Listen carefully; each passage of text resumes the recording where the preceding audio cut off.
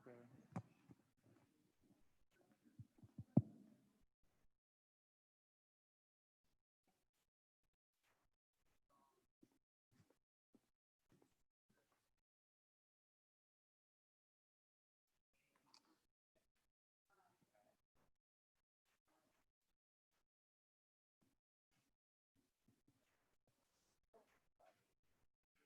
Good evening, everyone. Given the rather intimate size of the crowd, I think I'll forego standing up on stage. We heard there was a lot of interest in this project, so we booked a big venue, and good thing we did, I guess, based on the turnout. So anyway, this will allow us to have a good conversation, I think. My name is Doug Quimby. I'm the president and principal owner of La Plata Communities, Inc. La Plata Communities is a master plan community development company based in Colorado Springs. We've been in the development business for over 25 years, developing mostly in the Colorado Springs area. We have some pretty large projects over there. Even though I'm from Colorado Springs, my family came here in the early 1960s. Some of us have lived here ever since. I left a while ago, but I do have deep connections to Grand Junction and care a lot about this community. And frankly, the whole reason we're doing this project is because this is my hometown and I wanted to do something here. La Plata Communities is the manager of a entity called Redlands 360 LLC, which is a limited liability company, which is the developer of this project. There are two members of that LLC, a La Plata entity, and a company called Grand Junction Land Company, which is the actual landowner of the 624 acres that we're talking about. They've owned this property for almost 30 years. So that's all I'm going to say about La Plata. If you have questions, you can certainly ask them later. You can go on the city's website, GJ Speaks, especially the presentation we gave on the metro districts. There's a lot of information about La Plata there. You can go to our website, which is laplatahome.com. That'll tell you about the projects we do, and a lot of history of our company is on that site. And we will soon have a local website just for this project, which will provide further information. We'll give additional info out on that before. So that's the story about us. I'd kind of like to know, I presume all of you live near the project, is that correct? I also would assume that a lot of you, if not all of you, have regularly walked or walked your dog or walked yourself or rode your bike or whatever on the property. Is that also the case? Okay. Yes, ma'am.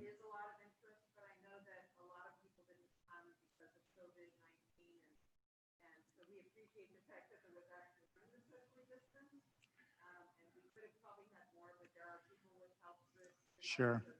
Understood. Well, we appreciate you guys showing up, and we're going to tell you what we're going to say anyway, whether there was 5 of you or 500. So anyway, back to this project. You guys probably know this, but I'm going to tell you that it's a fact. Grand Junction is going to grow. Growth here is inevitable. And I know a lot of times people don't like growth. I'd rather not see development. You came here because it was a sleepy town, or you've lived here for that reason, and you don't like to see change. But growth is going to come here because Grand Junction is a cool place. It's a cool place to live. It's a great place to work. It's a really fun place to play. And people want to stay in those kind of places, or they want to move to those kind of places.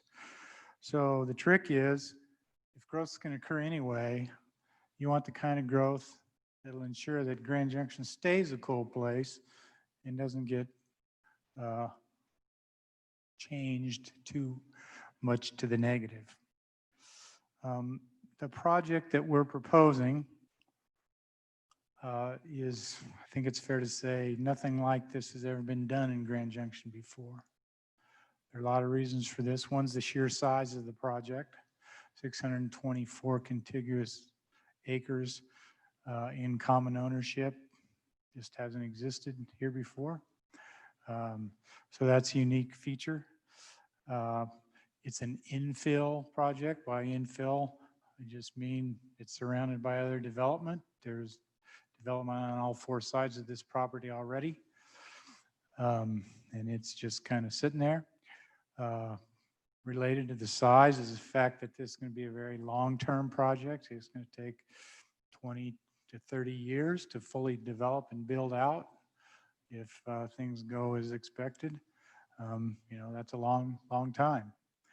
And the thing that really distinguishes this is the historical use of the property, which all of you are aware of because you've been walking up there and hiking up there and jogging up there and riding your bikes up there for as long as 30 years. And this is on private property, right? That somebody else has owned all that time. And you usually don't get to do that. And as a result of that, there's all kinds of trails up there that, just don't exist.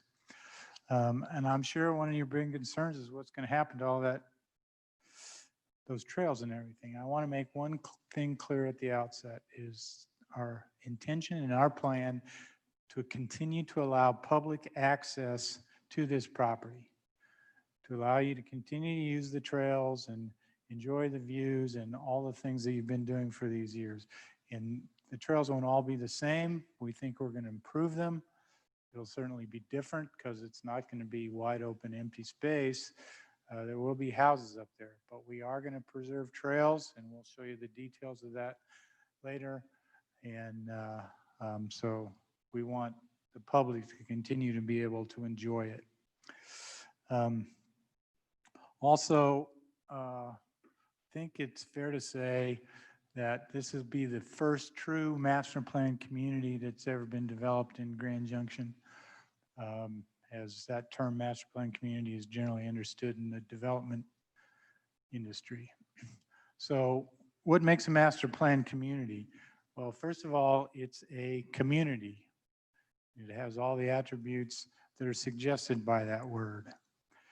It has an integrated single plan under common control. All the pieces fit together. It's not a bunch of unrelated or unconnected small subdivisions that could add up to something with big impact. It has a variety of products, and this is really important. It's not all half-acre lots with $1 million homes. It's a variety of products, including attached products, which could be townhomes or fourplexes or triplexes or condominiums, could be apartments, could be a lot of single family products, some very high densities on small lots with, close proximity to each other, a lot more typical type housing on bigger lots. There's a lot of different lot sizes, a lot of different home sizes. So to appeal to all segments of the market and all kinds of homeowners or other residents. So there'll be a mixture of lot sizes and densities. There'll also be a range of prices. This project will include stuff that's below the median price of Mesa County and, all up to multi-million-dollar homes. We want all kinds of people to be able to afford to live here. That's one of our very key goals. So, there'll be a range of prices, range of income levels, and products. Also be commercial, primarily commercial uses that will serve the community that we're building, neighborhood commercial uses.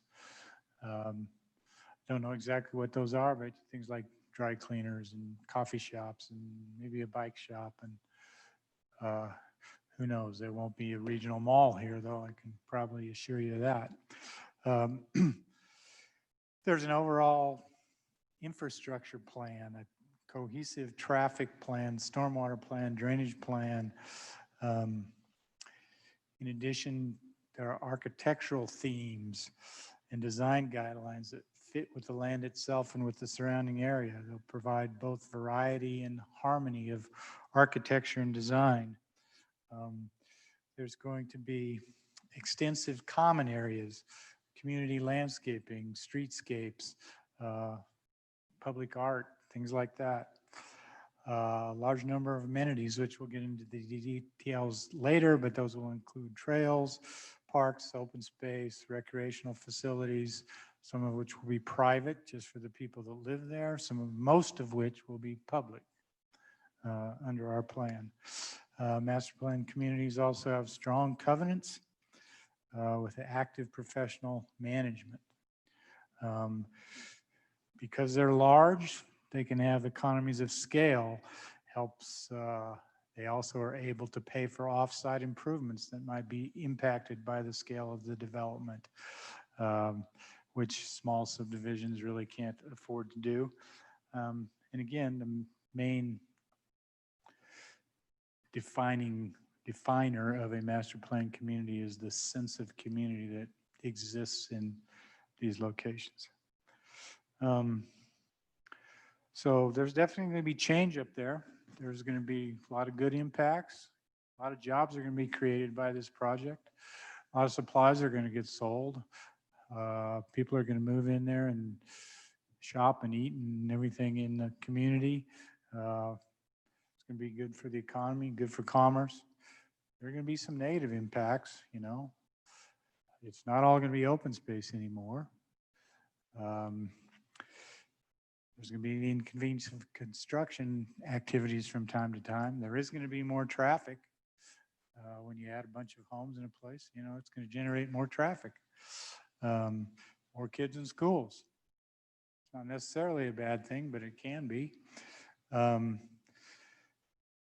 thing I want to emphasize, though, is this is not going to happen overnight, right? This is a 20, 30-year project. You're not going to have 1,000 homes there tomorrow.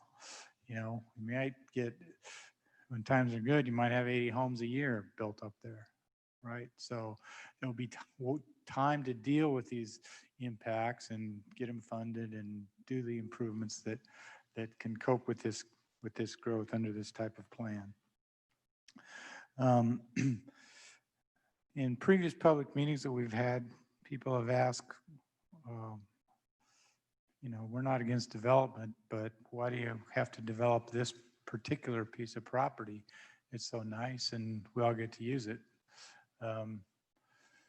Well, there are a lot of reasons. The obvious one is this is the property we own and control. We don't own 600 acres anywhere else in Mesa County, so we're going to develop what we own. It is private property, has been for many, many years, forever. This is a fantastic, beautiful piece of land. It's probably the best developable piece of land in Western Colorado and maybe in the whole state. And believe me, I know it's my business to go around and find these pieces.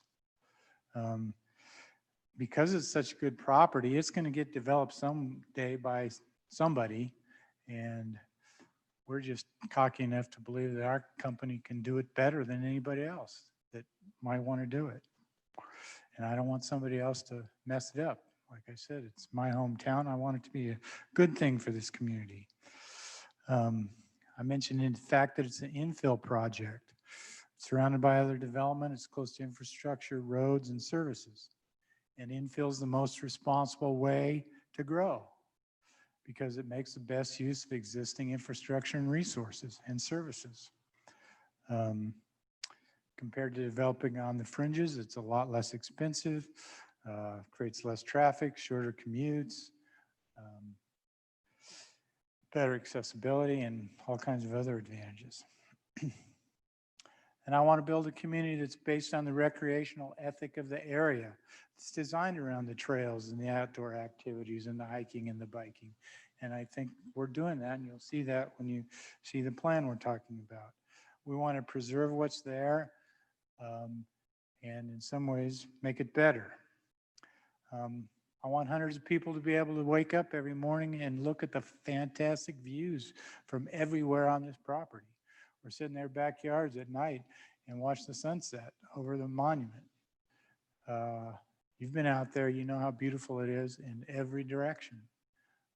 It's fantastic, and I think it'd be a great place for people to live and enjoy that.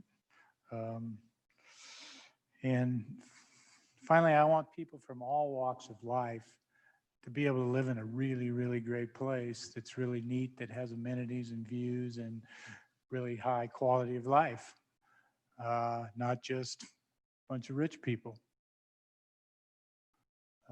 I got nothing against rich people. I'm in favor of it. I wish everybody was one, but it isn't. They aren't, and just because you don't live in $1 million home doesn't mean you shouldn't be able to live somewhere where you have $1 million view. I stole that line from somebody, but pretty good. Anyway, so that concludes my remarks.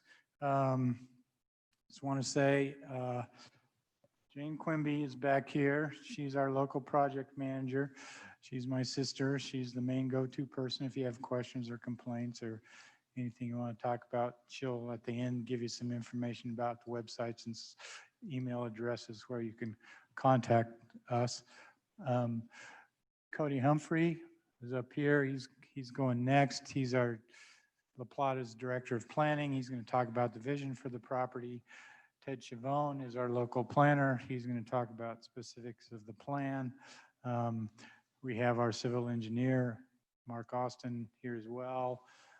He's a local engineer that can also answer questions. And there are various city administrators and officers here that can answer questions that might be best directed to the city. So with that, I will, and then at the end, after the presentations, we'll have some time for you to ask questions, make comments, give input, whatever. Okay, Cody. Thanks, Doug. Excuse me. Good evening, everyone. My name is Cody Humphrey. I'm the Director of Planning for La Plata Communities.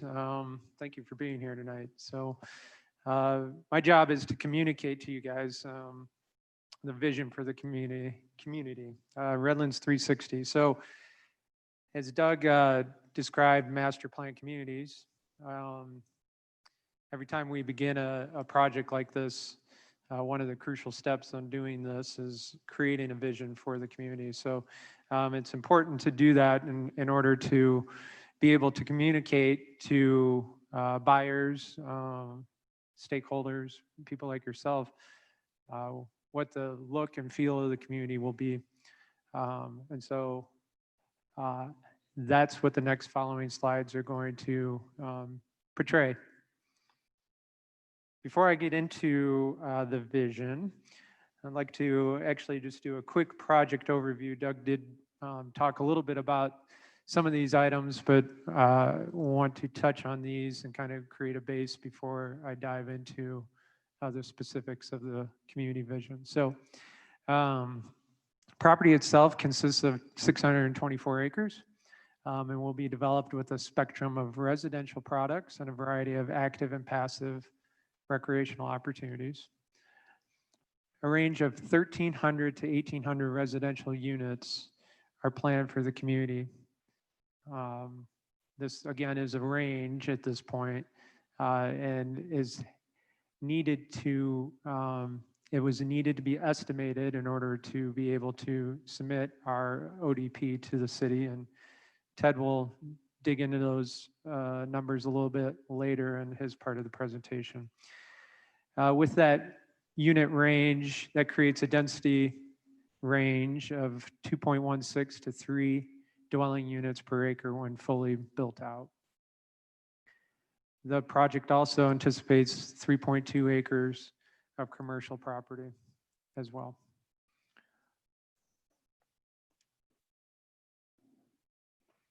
So when visiting the site, one of the first things that that stands out are the views, the 360-degree views of different surrounding natural areas, including the Colorado National Monument, Grand Mesa, and the Book Cliffs. Directly to the east of the property also has views down to the Redlands Mesa Golf Course. And the property itself is located a short bike ride or a drive away from the very popular Lunch Loop trail system. So due to the land being surrounded by the existing development, as Doug mentioned, it is truly an infill project rather than just another sprawling community or neighborhood located on the outskirts of town. Because of this location, the site itself is well positioned to be able to utilize existing city infrastructure, which is directly adjacent to the property in several locations. So with that overview, I'd like to begin talking about the vision for the community. So a community vision can simply be described as an image of the community's future.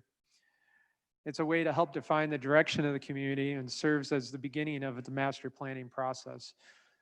The vision for Redlands 360 consists of 4 key elements, which are listed up here, each playing a vital role in making this community a desirable place to live. Those 4 elements include the land, which assuming you all have been on the property and realize how unique the land is. The modern history, which essentially incorporates the last 20 to 30 years. The views and the amenities that the community will offer.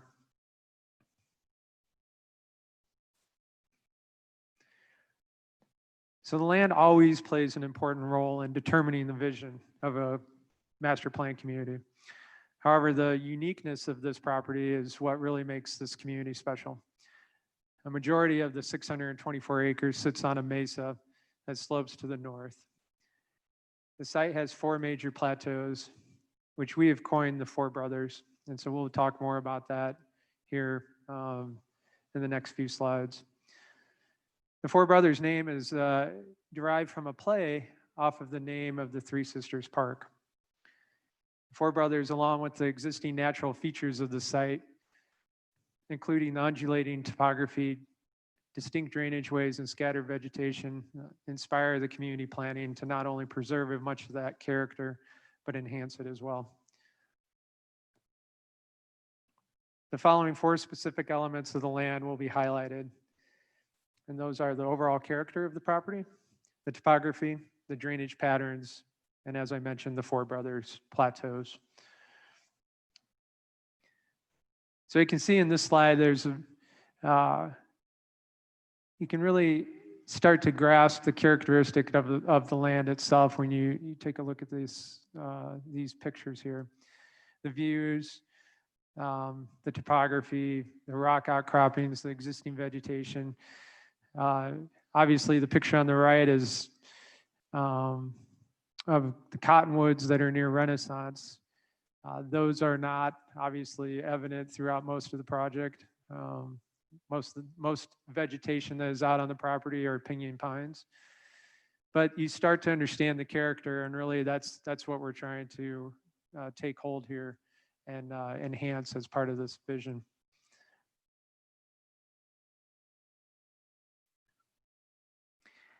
So the graphic that we have up here is known as a slope analysis. If you're not familiar with what a slope analysis is, basically we do this in order to understand the different slope percentages of the topography that is present out on the site itself.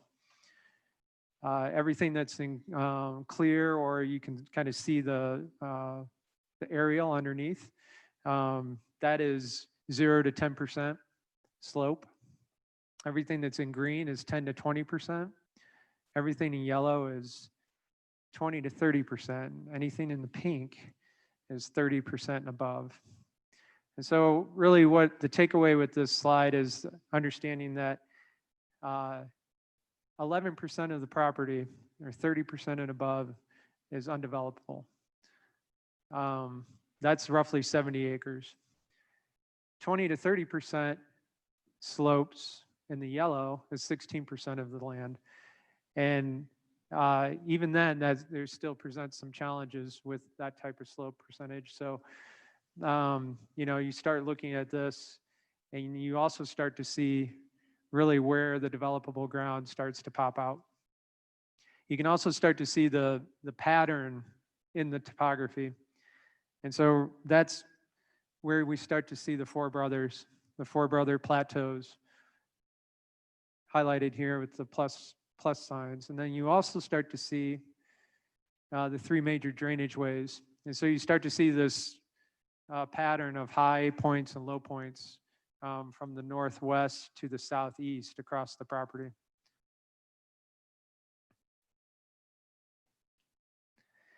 The next couple of slides here, you can really start to see from a bird's eye view how that topography really undulates, high points and low points. The low points being in the shadows, the high points highlighted by the sunset to the west. This is a view looking to the north, Book Cliffs off in the distance. And this is the late afternoon sun, casting their shadows in the drainage ways there. Next slide is looking east. And really, this photo here starts to, really capture the high points of the four brothers, and again, the low points of the drainage ways. And then finally, this photo here, this kind of is a little more clear in terms of where the four brothers are located. And since the topography of the site is important when master planning any community, knowing where these plateaus are located on the property, what they look like and what they're capable of are all critical aspects of developing an overall master plan that preserves and enhances these landforms.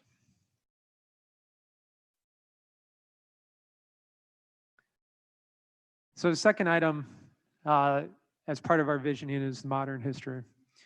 To many local residents, this property is known as the Water Tower parcel. Many miles of social trails have been created throughout the decades of use by the area residents, and the stewardship shown by the users and trail advocates is evident when hiking and biking these trails that currently exist on the property. With as many daily users that are on the property, the land remains unlittered, and actually it's very clean and very well maintained. We recognize the property's value as an open space amenity to local residents and are aiming to preserve several of the more popular trails that exist out on the property currently. The following three specific elements of the modern history will be highlighted in the following slides, and those are the land stewardship, the hiking and biking trails that currently exist, and some art and fun that you can find out on the property. So despite the property having private ownership, it is evident that the local users have been respectful of their time spent on the land. The property has become a recreational destination to many locals due to its proximity to surrounding developments. And for this reason, many have taken care of it as if it was their own.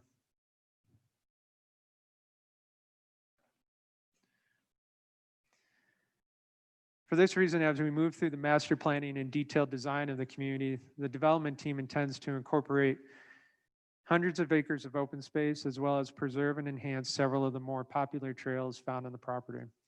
So you can see, I'm sure if you're familiar with the property, several of these trails in these photos, I'm sure you've hiked and biked.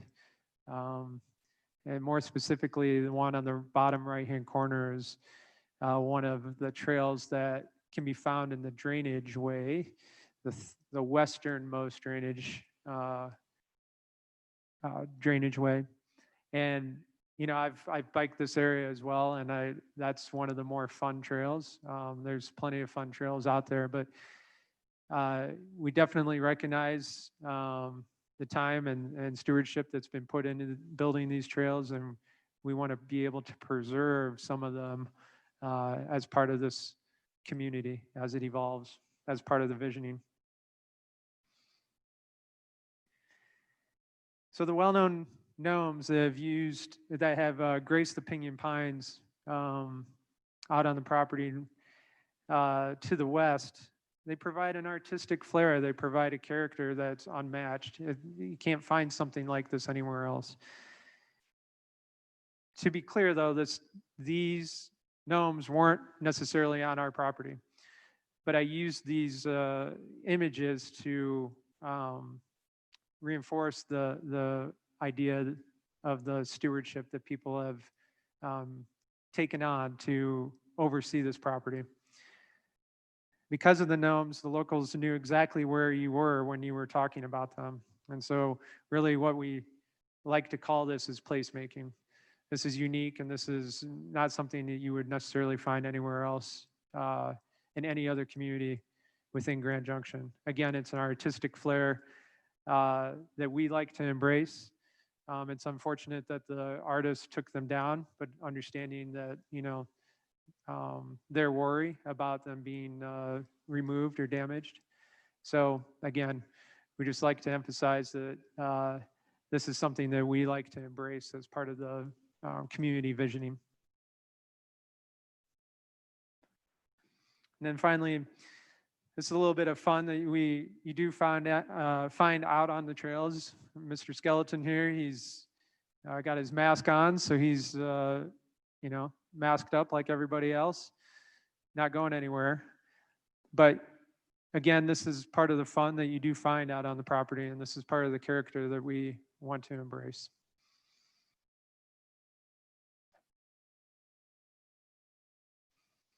The views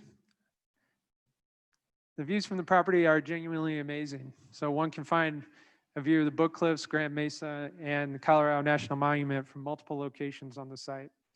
The majority of the property's upper mesa also provides enough elevation to see the city of Grand Junction at night and enjoy the city lights at night. These 360-degree views are an important aspect that will drive much of the planning and community design. They're also the reason why we named the community Redlands 360. So the following slides highlight the amazing views toward the 4 distinct natural features, and those are Colorado National Monument, the Book Cliffs, depending on which way you like to spell it, Grand Mesa, and Uncompahgre Plateau. So looking southwest towards the closest of the 4 natural features, the view towards the Colorado National Monument is pretty amazing, especially in this picture here. The towering Red Canyon plateaus are pretty much demand your attention and from many of the vantage points throughout the property.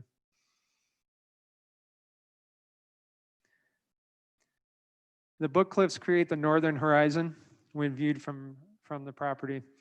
The distinct crevices and shadows and amazing color provide views that are unmatched, especially in this picture here. This is a sunset photo, and that is taken from our property.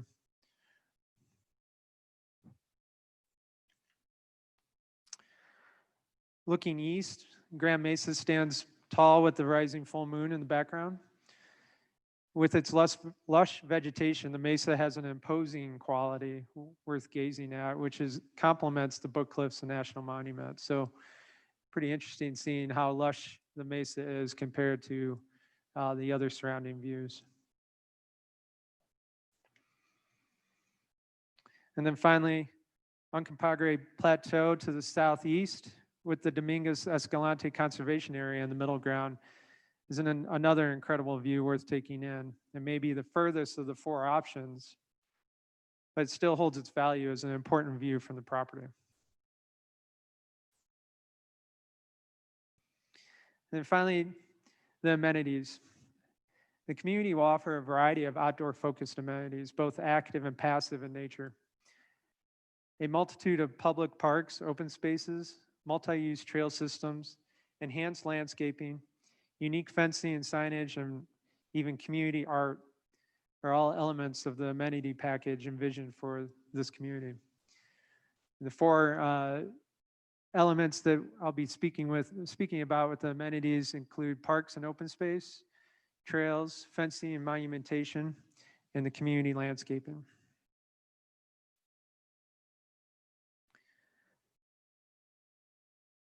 The attached images are just a sample of the type of public amenities that are planned for the Redlands 360.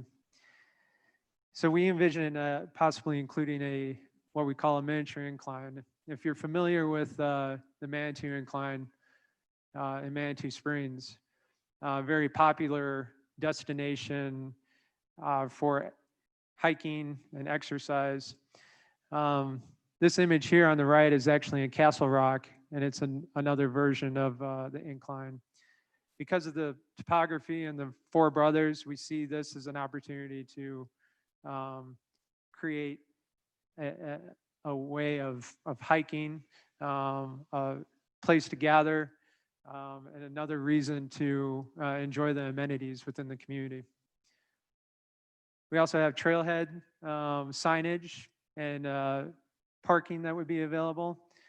Community art, such as the one that you see there in the middle, bottom middle. And then the park spaces and even areas that would provide shade and shadows for relief from, the heat and sun. Seeing the shade trees on campus here, this is pretty nice to have, but on this property, don't necessarily see that as the type of landscaping that we would actually have. So we would have to create that shadow and that shade in public areas. So the sunshade image is what that is communicating.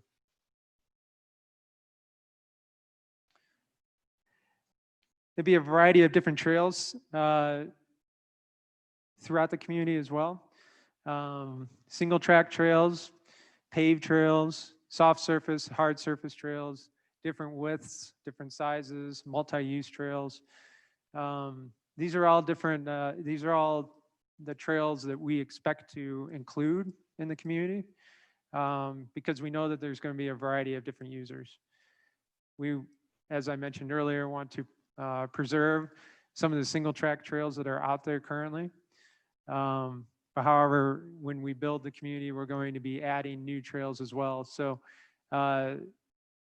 it's almost as if there's a trail hierarchy that starts to come about with paved trails, soft surface trails, and then single track trails. Signage will also be an important aspect to make sure that people understand where they're going and where they're heading to. So that will be included as well as part of the community. Fencing and monumentation.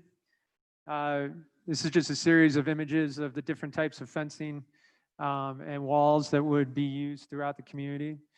The bottom right image is a zigzag wall. We would use that as inspiration for a more modern and contemporary type of fencing. But a lot of what you see here are the ideas that we would be taking into consideration for fencing around our community areas, as well as our entry monumentations.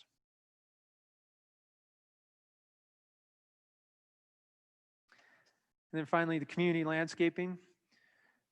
Again, another series of images that represent what we are proposing, what our vision is for the community. Xeriscaping or low water use shrubs, trees, and perennials will be considered when landscaping common areas within the community, such as parks and open spaces. Color and art will also be used strategically to help keep common areas interesting and alive with energy. And then turf will also be used, but very minimally, only to create an oasis effect in parks and entry monumentations. Overall, though, the community amenities will be used to bring to life the vision that has been established for Redlands 360. And then finally, with every master plan community, we always try to create a series of design drivers. And these design drivers help us make decisions in the future for any future design decisions that we have to make. And so these go with us throughout the life of the project. And we've created 6 design drivers that I'd like to share. The first is create a master plan community that focuses on promoting a pedestrian-oriented atmosphere, an inclusive culture, and an outdoor lifestyle unmatched by any community within Grand Junction. The second states commit to putting pedestrians first, where uninterrupted open space and a variety of trails offer a safe alternative means of transportation for residents throughout the entirety of the community. The third states celebrate amazing 360-degree vistas, unique landforms such as the Four Brothers, and social trails found on the site through a conscious effort of preservation and enhancement. The fourth states offer a variety of amenities specifically geared toward residents and families to be outdoors and active within the community. The fifth states provide a mix of housing product and architectural styles that establish a unique community character at a variety of price points. And finally, the sixth states provide enhanced community landscaping that is water conserving, xeric in nature, and appropriately fits the existing geography of the Colorado Plateau. And now I'd like to pass on the presentation to Ted Chavone, principal planner of this project, Redlands 360, and the owner of Chavone, Roberts and Associates, a local planning and landscape architecture firm here in Grand Junction. Ted will be presenting the various aspects of the proposed outline development plan as well as the planned development zone. Thank you.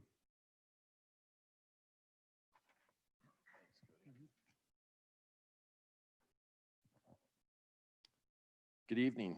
I want to make a quick comment on the audience here because Bella here is able to track things, and we know that there's been like 195 people that have checked on the website, and there's been 20 at the first meeting that we're watching online. It's being live streamed, so there's a lot of outreach that's going on here, and we're aware of it. So I just want to let you know that. La Plata Communities has already started the process with a submittal on annexation for approximately 240 acres and a metro district for over 600 acres. And now we're looking to incorporate those processes with the other processes the city requires in order to create this planned development with single family, multifamily, a little bit of commercial, and a lot of open space. I think you're fairly familiar with the existing conditions. This would be Broadway and Redlands Parkway and South Camp. Property lies in this area. It slopes generally to the northeast. There's about 300 foot of elevation fall from the top to the bottom, but it's currently in 5 parcels. Parcel 1 being here, parcel 2 here, parcel 3 in here, 4, and then 5. And as I just noted, we've already started the annexation in Metro District. But what this project is doing is it's annexing parcel 3 and parcel 4, and it is rezoning parcel 2 from R4, and then the entirety of all 5 parcels will become one PD zone, and with an underlying plan, which it currently doesn't have.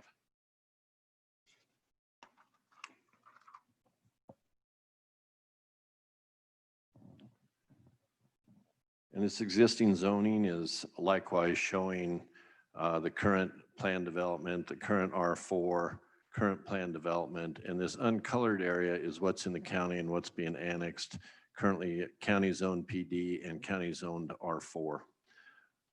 We cannot use this information to help us determine like an appropriate density range that's or the density range that's up there.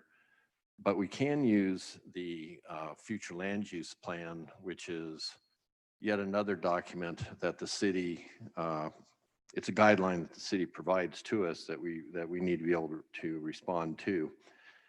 The future land use plan has 6 differing categories across the project, which include conservation, residential low, residential medium high, and neighborhood center. We can take those future land use areas and apply densities to those because it's written into the future land use plan. And so if we take the high and low range that's allowed in each of those 6 categories, this project could be asking for anywhere between 850 and 7,275 units. That may not be realistic, but that's what the growth plan allows. And if we were asking for less, the city would probably want us to do more. And if we were asking for more, they'd probably ask us to do less. That range of density in that future land use is from 1.4 units per acre to 12.1 units per acre. This project, in proposing the units that it is at the range of 1,500 to 1,800, is a density range of 2.16 to 3.0. So it's very much at the bottom end of what the future land use plan allows.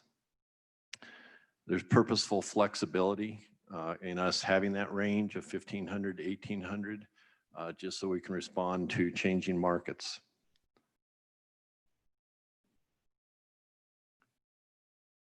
The circulation plan is another document out there that's a guideline for us that we need to respect. We have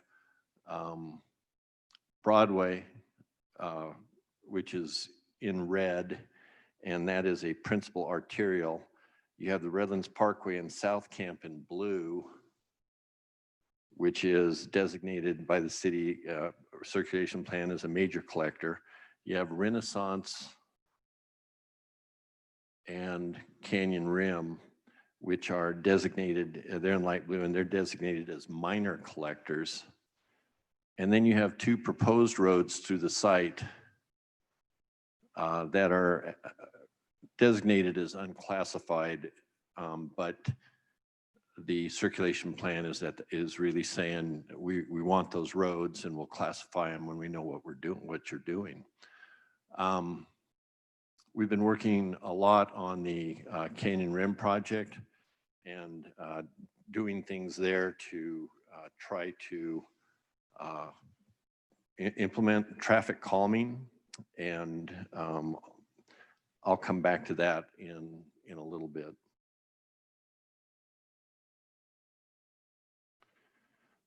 So when you put together the things that Cody was covering on visions and goals, and we put that to the land, and we add to it some of the things we want to address with the city, we can develop a concept diagram that, along with the city documents, allows us to address zoning and density and create this move towards the goals that we've been talking about. This includes preserving the natural features, designing to the large open space swaths, creating 6 different neighborhoods, 4 within, separated by the 4 brothers and the view access up and down, as well as Canyon Rim and the South Camp entry area. And then providing a simple but effective road system. And so again, following the city circulation plan, looping road system that would connect 23 in this property and out at Canyon Rim.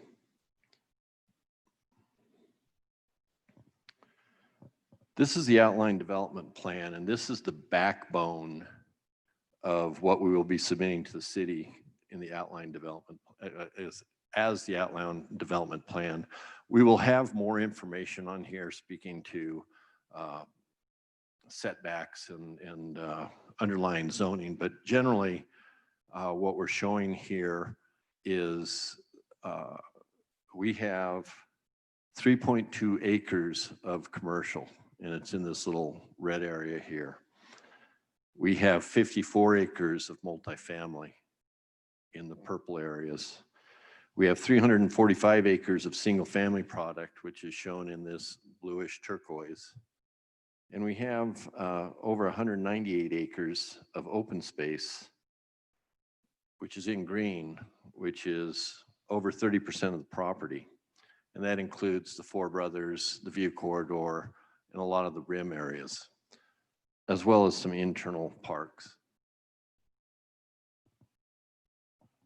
I like to show this illustrative, and I'll briefly speak to it, but again, sorry, get back to that. We're able to start to look at the type of product that will be in there, the patio homes and multifamily and some single family custom homes, as well as, again, the green space, the trail systems, some ponding ideas for both detention and water supply. And I'll come back and talk about this a little bit more, but I wanted to speak to how we got to this also. So Cody had shown you the slides of slope, and we distilled this down to just the 30% slopes. And you can see that where we've put the open space is respecting those 30% slopes. So we also have the open space along the drainages, the primary drainages that go through the site, the rim areas, the trail systems, and this would be the existing trails.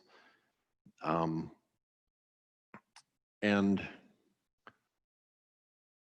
we've also developed a trails map where we have a whole classification of trails, and we're looking at the existing trails, which are predominantly in the blue and darker blue, and then you have the new proposed trails, which are in this sort of gold color. You have the idea of trails coming out of future subdivisions that would connect to these spine trails, which are in magenta.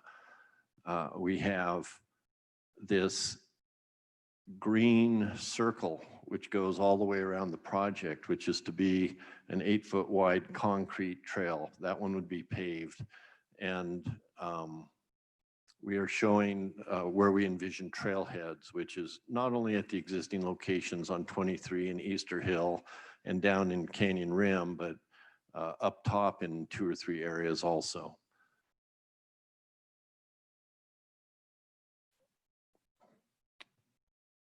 We also have the BLM land, which is right in this portion. And we're working with the city, who's also working with the Bureau of Land Management on the road piece that would go through here, as well as making sure that that piece of trail remains.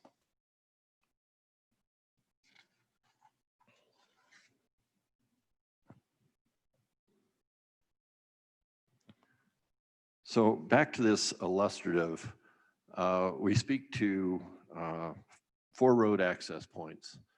23, Easter Hill. I say 4, but we're showing 2 on this parcel. And then you would have the Canyon Rim entry. And those, again, are respecting the city circulation plan. We have worked a lot on, I should say the most on what the road system is in Canyon Rim. We've been able to work with the city on doing some narrower roads. We do this under the name of traffic calming. And so we have a couple different road sections that we're using in here. We're also looking on this plan to, in doing this loop road, our vision is not to make this connection here with a road. So we are looking at a road doing here and some internal loops, but that this connection would be purely pedestrian. We may not end up being able to do that, but that is the vision of this project, and that's part of the traffic calming and separating and moving traffic around, dispersing it better. At least that's the way we feel. This also, again, is showing, you can go over here and we talked to 50-foot wide lots and 60-foot and 70-foot custom and patio. That helps us on doing some density projections, but it doesn't, we're not necessarily going to be locked into those.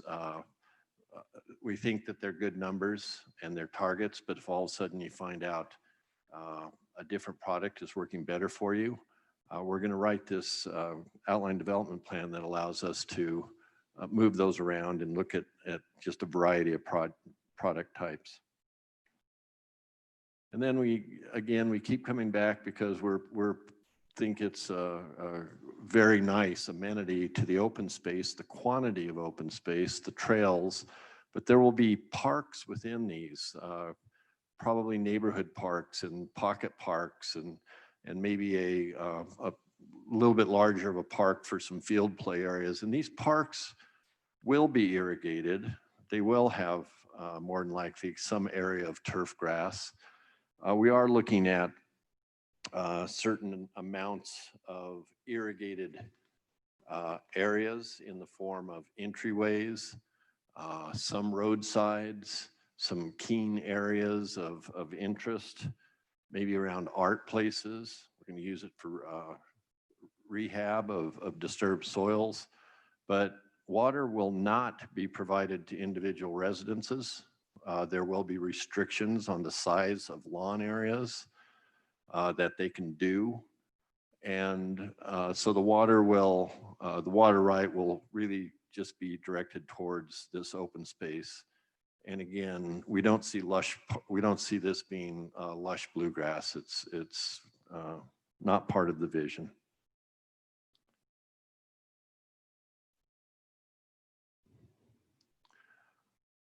We need to be able to show a phasing plan, and the city process requires a phasing plan. You've heard a couple times now that this is a project that's going to be on a sort of 20 to 30 year horizon. We've looked at eight phases. Quite honestly, we just took 24 years and divided it by 8, and that's how we marched through it. But we also know the idea is starting with phase 1 in this area and phase 2 in this area and working across. At a later point in time where you're doing like phase 4, we may be jumping across the site and looking at some additional infrastructure that would allow that to happen. But the point of it is to have a phasing plan, to have those targets. There has been thought put in this. I don't want you to think it's haphazard, but we also we'll be surprised if this is the phasing plan that makes it across the finish line in 25 years.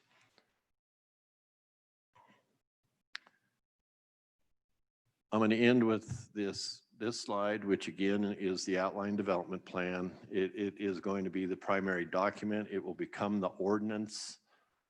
This is draft form in terms of the information that's on it, but graphically it's representing what we're moving forward with.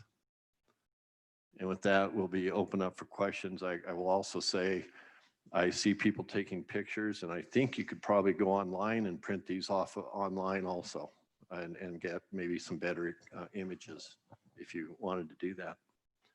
So any and all of us are available for questions. I can give you, what do we have here? Like 43 minutes, 53 minutes to ask questions. Unless you want to get it, might be nine. Nonetheless, questions.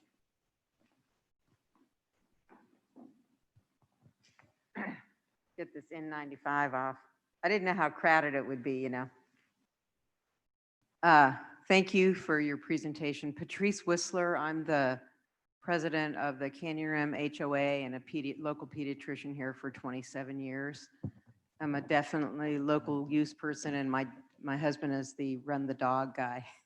I do the low trail and he goes up top. My first just mini question is that on the picture of the that had that green space, the next to the last slide, I think, or yes, and you had your Sorry. let's see, maybe that one, is there's the BLM, and then just to the left of that, where the open green space is that, where is the water tower there? It is, Right in that it's spot? that white square right there, Okay. white rectangle. And then, so I just wanted to clarify that. I did want to say, just in general, I don't think anybody in this place is against building and development. We all know that cities grow. And I grew up in the Midwest where it grew a lot and a lot differently. We just all love open space and we want to respect that. Look at the open space here. With COVID-19 as a physician, I'm always telling people, go find an open place to be that isn't too crowded. And we won't have a good vaccine for 1.5 to 3 years. So we all need places to be protecting ourselves. So we do understand about development. We really do. Would some of us love it if that had all been bought by a conservation group and the private owners have given money and then keep it open? Sure. But being that unreality, respecting open space is something that we all appreciate and would love to have as much of as we can. My main question has to do with traffic flow. So I live on, what street do I live? Desert Varnish. So it's a little dead end. It's on Cap Rock and then around the corner onto either Cuesta or Canyon Rim. Currently, right now, for the folks that live especially on Canyon Rim, they can't park in front of their house if they want to because people are lined up waiting to get their kids from Wingate and they tell them to come across the street and then they grab them and go. And then we're going to have the neighborhood that's going to be right behind where we are.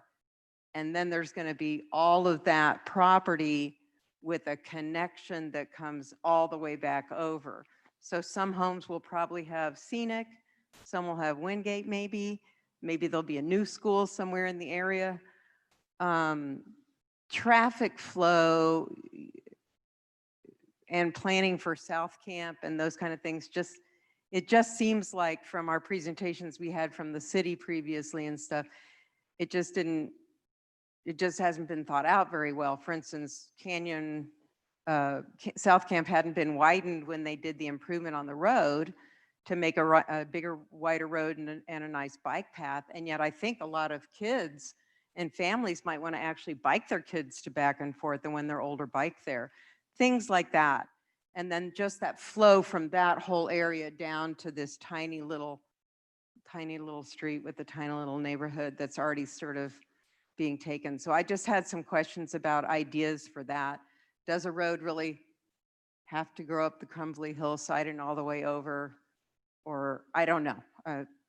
Other people who have traffic comments might be able to articulate it better.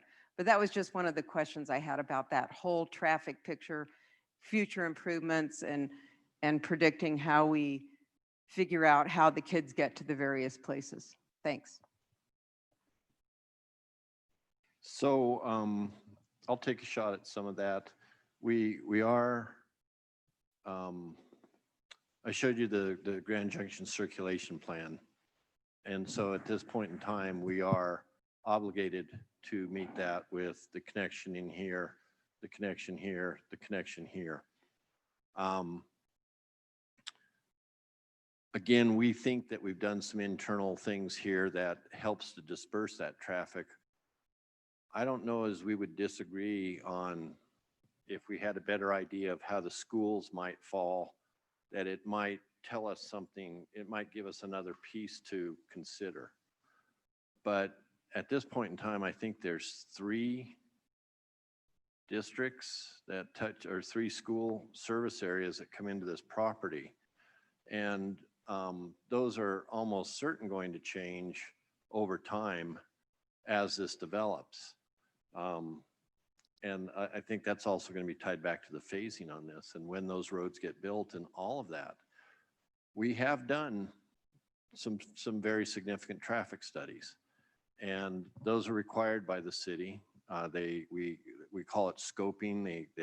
The traffic engineer has to scope it out with the city to begin with, to kind of get some parameters on what the city's looking for. How far out do those studies need to occur? because they're not just on site, they do go off site, quite a ways in some cases. And what those off-site improvements are going to need to be, all of that. Now, the city does that for every single project. So they're kind of the sacred keepers of the cumulative effect.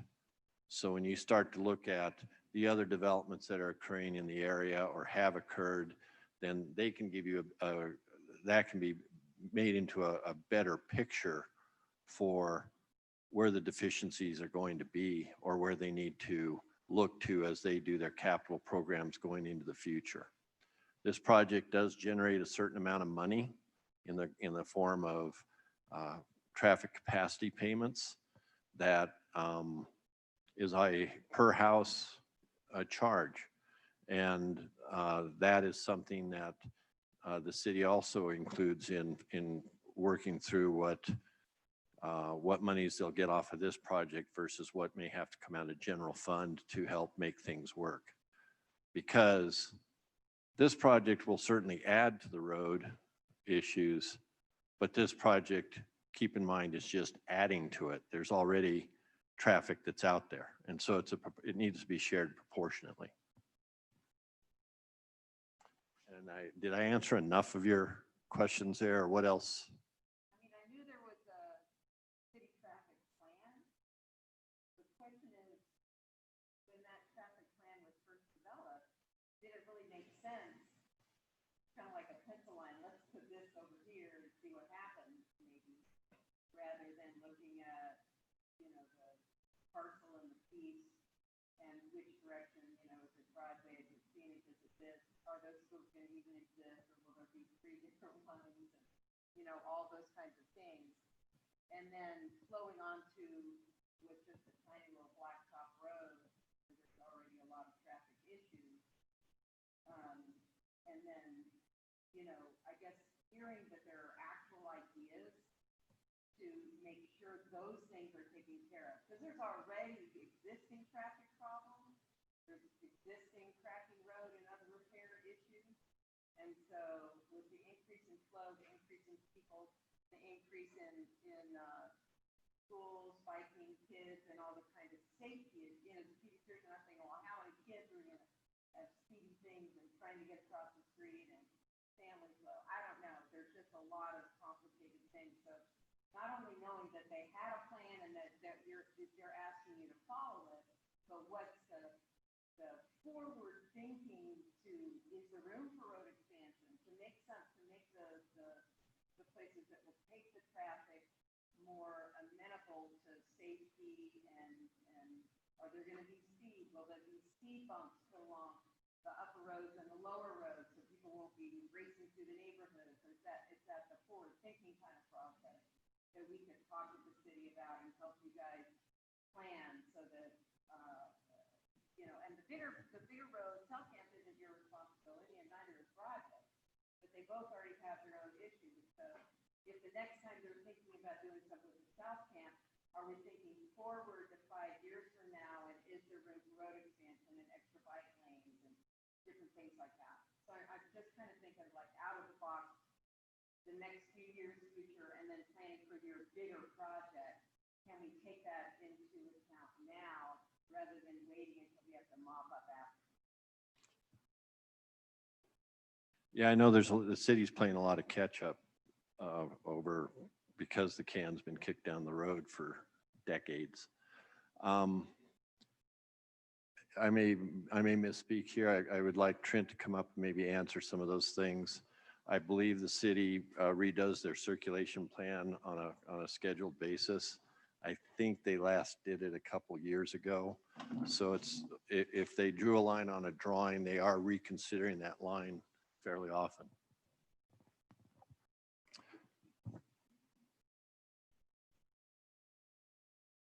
Just a second, I want to wash that, run short of oxygen here. So anyway, in regards to, whether or not the city plans, is looking out very far and so forth. Yeah, absolutely. We're looking out. We know that Your standard road, collector road like South Camp Road, once it goes to 3 lanes, it can handle about 20,000 cars per day. And right now it currently handles in between 4,000 and 6,000 cars per day down there. Now, once you get up to Redlands Parkway has about 14,000 cars per day north of there, north of the Broadway intersection. And then Broadway itself, C340, has about 14,000 cars per day as well. So we know that those 2 facilities will need to be expanded over the next 10, 15, 20 years to be 4-lane facilities or actually 5-lane facilities with a center turn lane occasionally. And so, yes, we are looking out that far out. I think there was a cursor.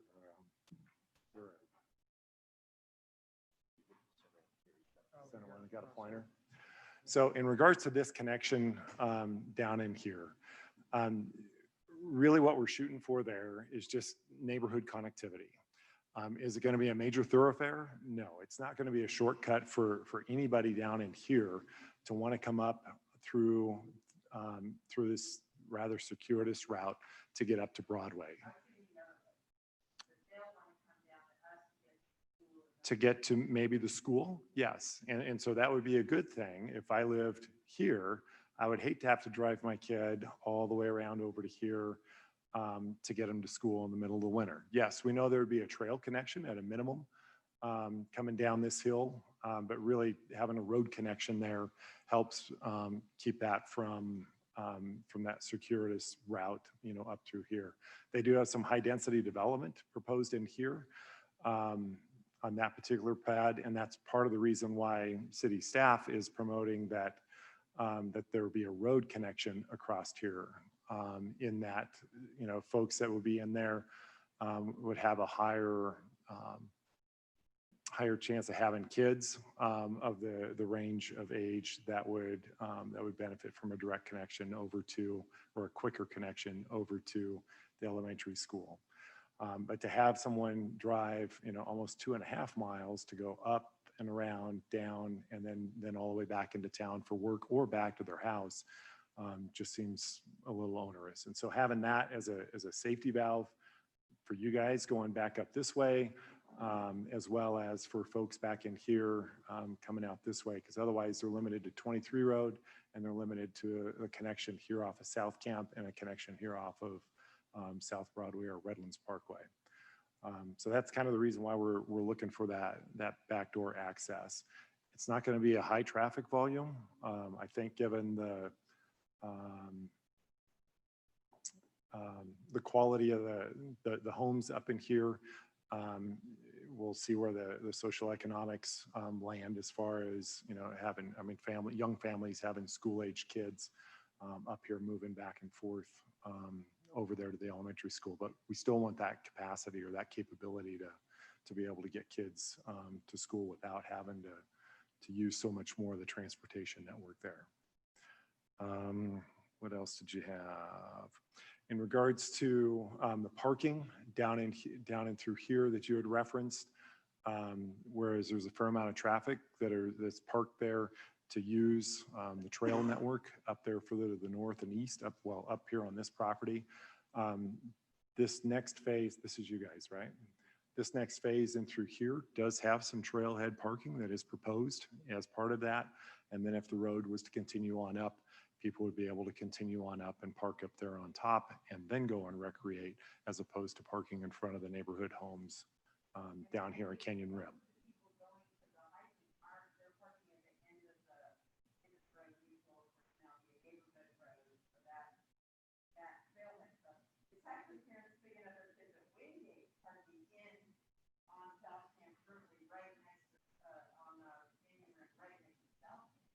Right.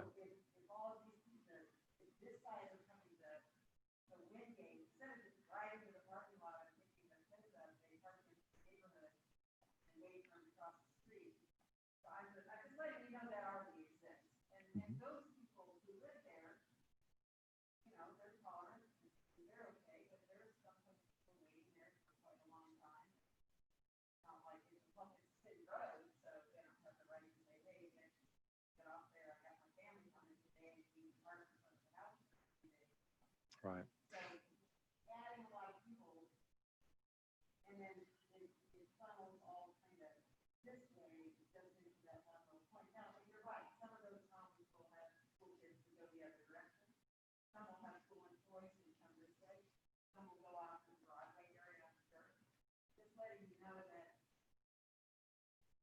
It's already an existing issue, and we're hoping that everybody will be good neighbors and work together well as we try to do that. You know, a lot of people that come to recreate if those are neighbors already, we think it's important. But it's just something for you to keep in mind that those things are already. And around most of our elementaries and middle schools and high schools, yeah, circulation of traffic around those, especially around when they're either loading or they're unloading, or after they've been released, is definitely a challenge to most of the surrounding areas. So.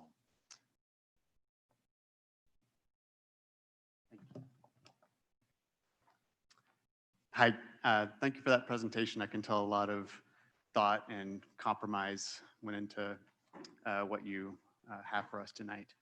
I have two quick and I think straightforward questions. The first being where residential areas abut open space, is there any planned minimum offset?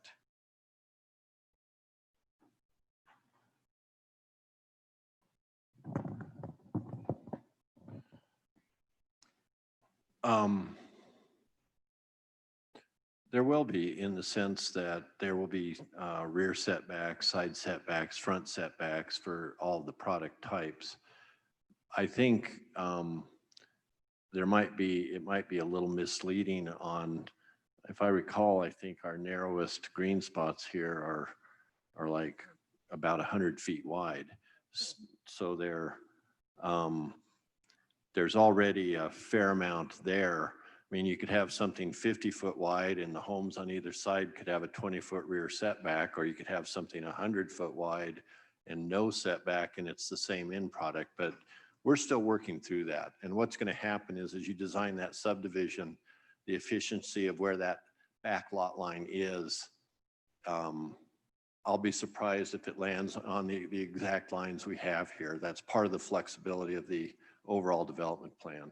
But the intent is to still make those feel like open spaces and not feel like you're going down an alley.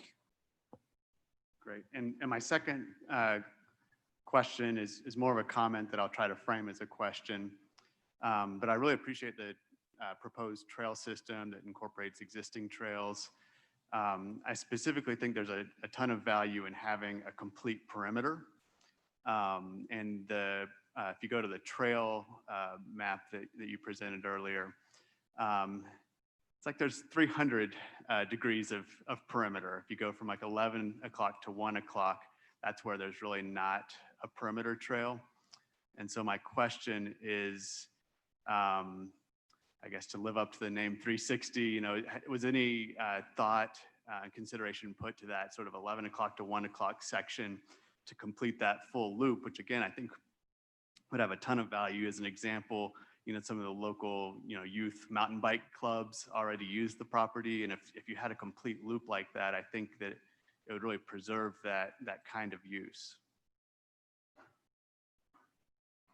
I think it's kind of challenging to see, but we do have that sort of 2 o'clock area filled in, but you're spot on the 11 o'clock, on the 11 o'clock area. There is a trail along that property line in both directions.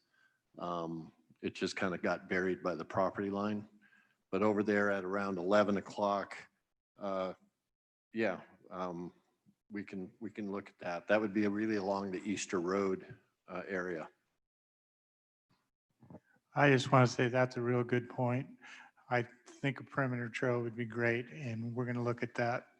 That's a really good suggestion. And if we can do that, we will.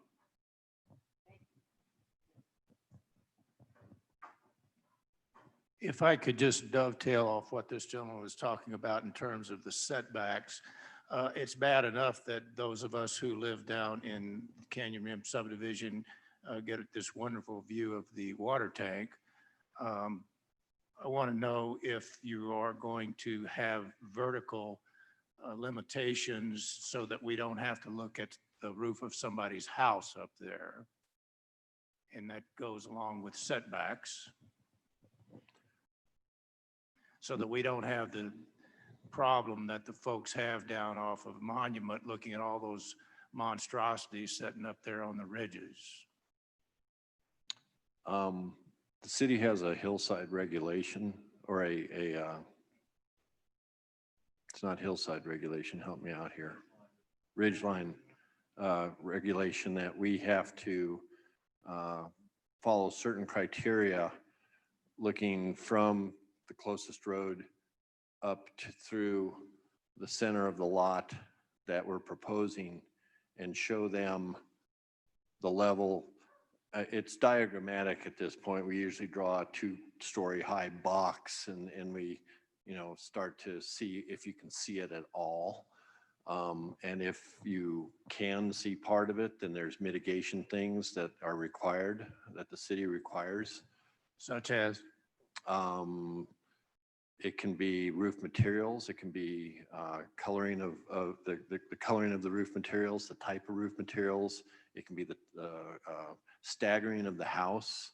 It can be landscape that would come out in front that would block. It does not say you have to hide it. I can tell you that we've already ran some cross sections, and in the areas we've ran them, you're not seeing homes on this project from the closest road. Are you going to see it from South Camp? Maybe. Are you going to see it from Buffalo Drive? Probably.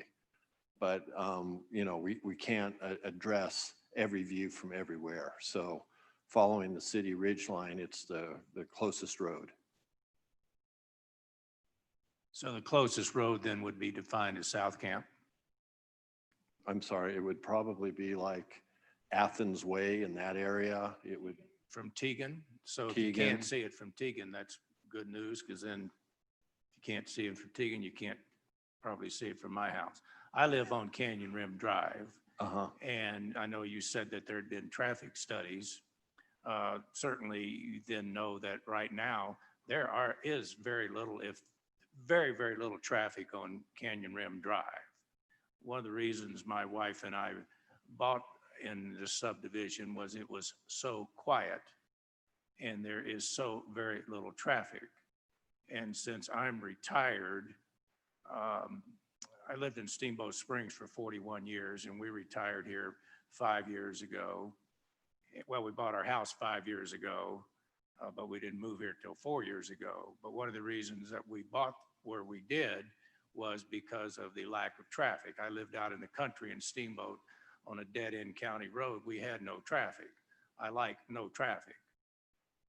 I can sit out in my front yard and it can sometimes be 10 minutes or so before a car goes by. People in the neighborhood routinely will park in the middle of the street and have a conversation, and it's no big deal because there's no traffic.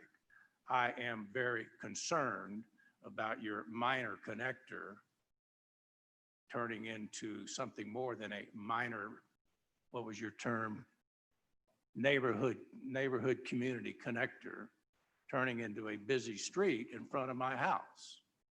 And I appreciate the fact that you don't have a direct shot from Broadway across BLM land right in front of my house, that you've made an effort to make a circuitous route around it. And I know that if you had your druthers, as voiced in a previous community meeting, that you wouldn't put that road through there anyway. At least that is what was said, but it's being jammed down your throats by the city in their infinite wisdom. So I just want to voice my concern as someone who lives on Canyon Rim Drive, that I'm not at all happy about the road even being put through. And I want mitigation done in every possible way to slow the traffic if you in fact are going to put the road there. Thank you for your comment. I'm going to back away from jam down our throats. We're following the city's circulation plan. But so that's, we know that this project can work with or without that connection. But right now that's on the circulation plan.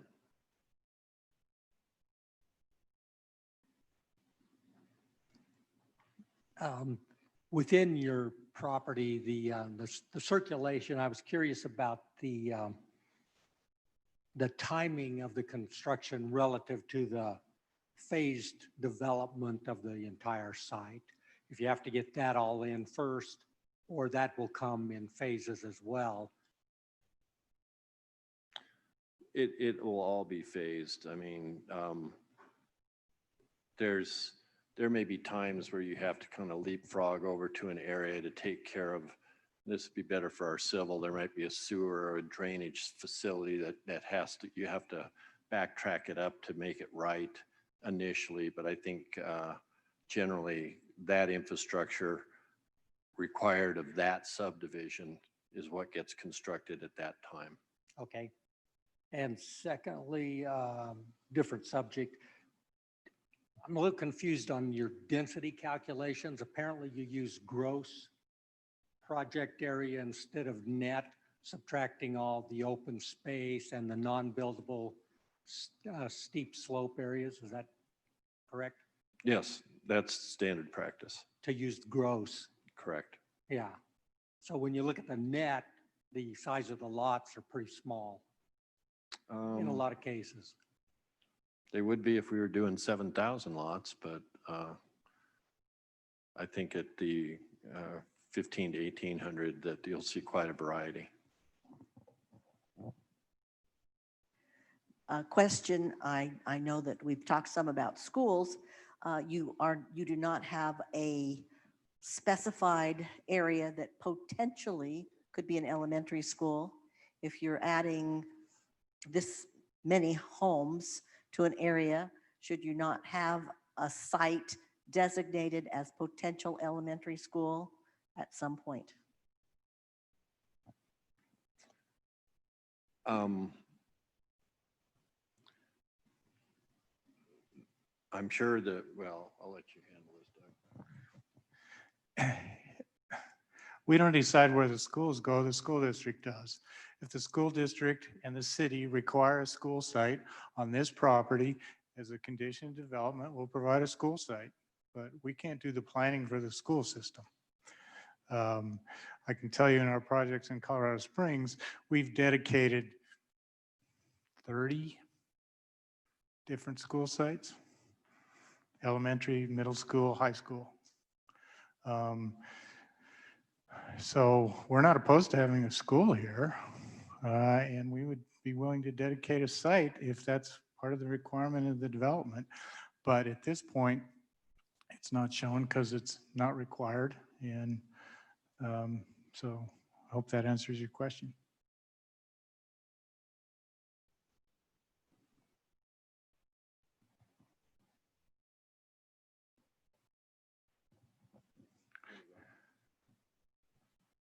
What's your timeline for beginning?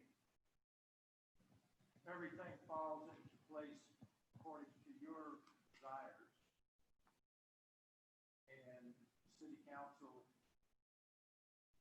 says, okay, at every turn, when will you actually begin? Plus or minus? Well, this planning process right now is going to take 4 to 6 months from now to get approved. Before we can build anything, we also have to go through another process, of development plans and site-specific plans and all that review. We have to plat it. So I would say that best case is on this property, it's at least a year away before we would start any kind of construction on the first phase.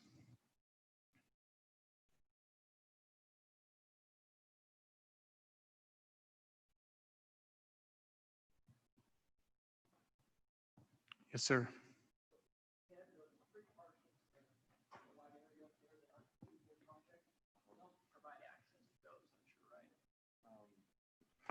The city will require us to provide access, we're assuming. We just soon not provide access and then maybe they'll sell them to us, but we don't own those and we don't know what's going to happen with them. But it's likely the city will require us to provide access.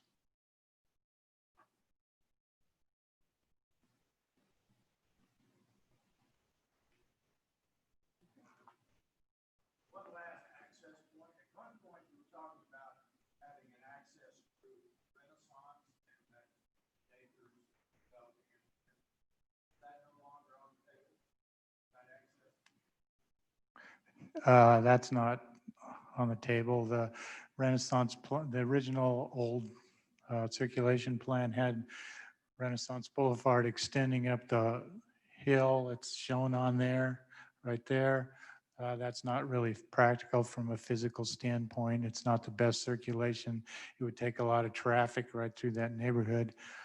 So no, the plan that we've gotten approved, Renaissance Boulevard will end in that parcel at the end of it, and the access in that area is going to come off of South Broadway or whatever that street there is. Redlands and South Broad. And there'll be hopefully another access off of South Camp.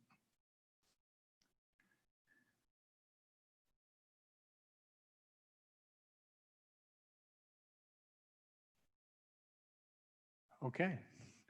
Jane? Just one last thing. I am Jane Quimby. I've met many of you before. I'm the local project manager for Redlands 360.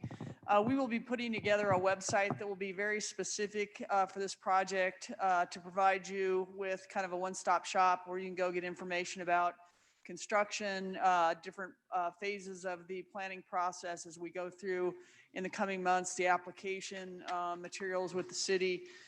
There'll also be an opportunity for you to reach out to me with any kind of concerns or questions, and also to advise you of community outreach meetings that we'll be doing in the coming months beyond obviously just the neighborhood meeting. I wanted to go ahead and give you that site is not live yet because we're obviously building it with content right now. But I want to give you an email address that you can use to contact me. And if you want to be included on future notifications as to, hey, that website is now up and functional, all you've got to do is shoot me an email. The email address is redlands360info, redlands360info@gmail.com. So if you want to, I'm not going to sell your email address or send you obnoxious other emails, but if you are interested or need to reach out for me with any comments or questions, if you send me an email, I will make sure that when the website is up and active, that I'll reach out to you and let you know that it's active and give you the URL so that you can access information. And the whole idea would be to kind of create a construction calendar, provide documents for you, and to hopefully give you an opportunity to also continue to participate in our community outreach activities over the next coming year or years as we proceed through the process. So thanks everybody for coming tonight.